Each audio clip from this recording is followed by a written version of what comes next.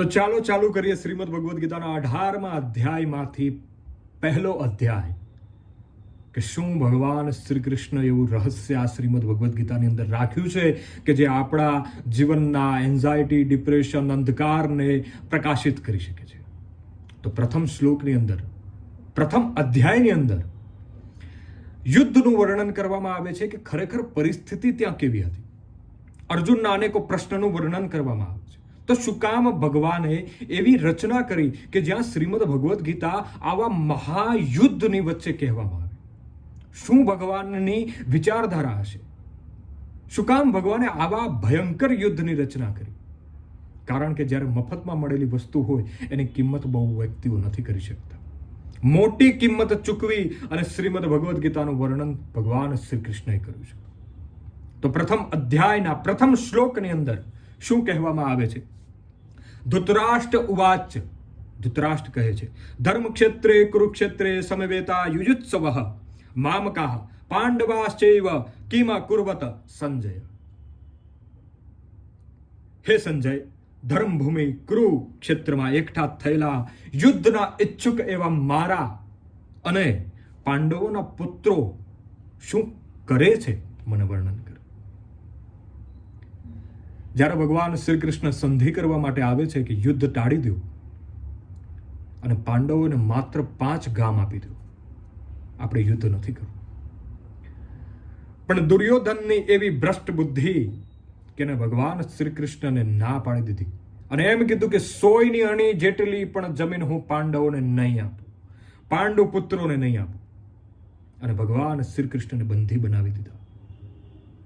સમજવાની જરૂરત તો એ છે મિત્રો કે જ્યારે દિવ્ય દર્શન અર્જુનને થયા ને એના પહેલા ધૃતરાષ્ટ્ર અને દુર્યોધન બંનેના દિવ્ય દર્શન થઈ ગયા હતા ભગવાન શ્રી કૃષ્ણના. જ્યારે જેલમાં ભગવાનને પૂરવામાં આવે છે ને ત્યારે દુર્યોધનને ભગવાન શ્રી કૃષ્ણનું સાક્ષાત સ્વરૂપ જોયું છે. ધૃતરાષ્ટ્રને પણ સાક્ષાત ભગવાને પોતાનું વાસ્તવિક સ્વરૂપ બતાવ્યું છે.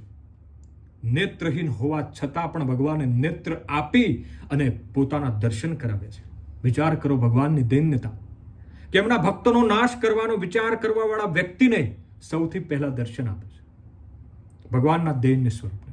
તો આપણે બધા પણ અંધકારની અંદર છવાયેલા છે, આંધળા છીએ સાહેબ, જ્યાં સુધી કૃષ્ણના વાસ્તવિક સ્વરૂપને જાણતા હોવા છતાં પણ અજાણ બની જઈએ છીએ અને અધર્મના કાર્ય કરીએ છીએ. તો ધૃતરાષ્ટ્ર સંજયને પૂછે છે કે આ ધર્મ ક્ષેત્રની અંદર, કુરુક્ષેત્રની અંદર શું થઈ રહ્યું છે.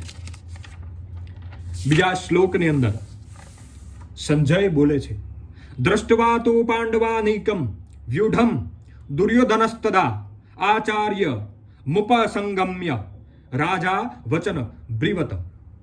તે વખતે વ્રજ વ્યૂહમાં ગોઠવાયેલી પાંડવોની સેનાને જોઈને અને દ્રોણાચાર્ય પાસે જઈને રાજા દુર્યોધને વચન કહે છે. બીજા શ્લોકની અંદર વર્ણન કરવામાં આવે છે કે દુર્યોધન છે ને દ્રોણાચાર્ય પાસે જાય છે. ખરેખર જાવું તો એને ભીષ્મ પિતામહ પાસે જવું જોઈએ, પણ શું કામ ભીષ્મ પિતા પાસે નથી જતો ને દ્રોણાચાર્ય પાસે શું કામ જાય છે?